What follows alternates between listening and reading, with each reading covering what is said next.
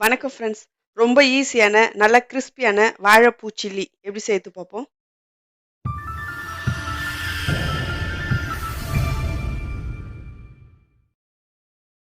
ஒரு வாழைப்பூ எடுத்து உள்ள இருக்கிற நாறு தொப்பெல்லாம் எடுத்துட்டு க்ளீன் பண்ணி வச்சிருக்கேங்க. இப்போ வந்து நம்ம மசாலா போட்டுப்போம். ஒரு பவுல் எடுத்துங்க.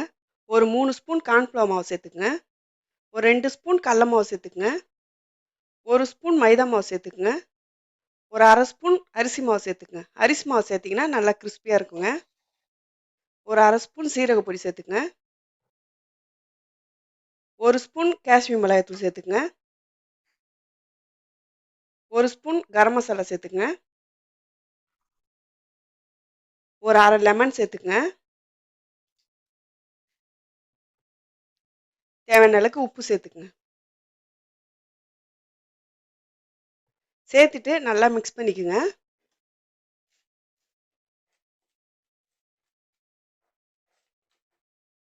கொஞ்சமாக தண்ணி ஊற்றிக்குங்க.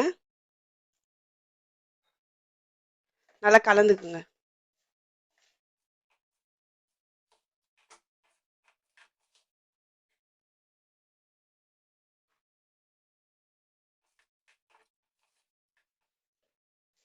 பாருங்க, இந்த அளவுக்கு நல்லா கலந்துக்குங்க. பூ சேர்த்துப்போம்.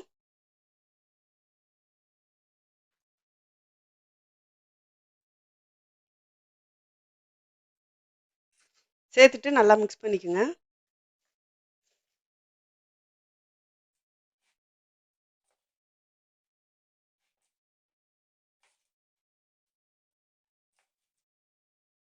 பாருங்க, இந்த அளவுக்கு நம்ம மிக்ஸ் பண்ணி வச்சுருக்கோம்.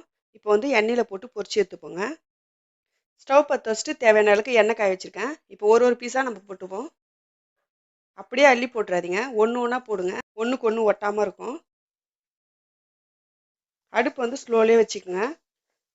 ஹையில் வச்சிங்கன்னா உடனே தீஞ்சிடுங்க.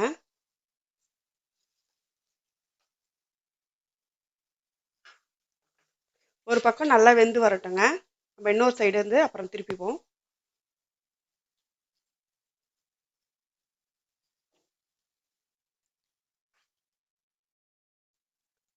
இப்போ வந்து இன்னொரு சைடு வந்து திருப்பி போட்டுருங்க. அப்படியே கிளறிக்கிட்டே இருங்க.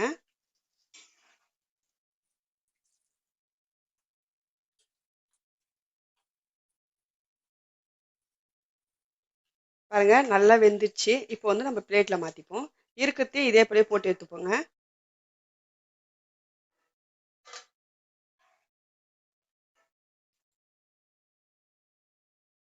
அவ்வளோதான் ஃப்ரெண்ட்ஸ், ரொம்ப ஈஸியான நல்ல டேஸ்டான கிறிஸ்பியான வாழைப்பூ சில்லி ரெடி ஆயிடுச்சு.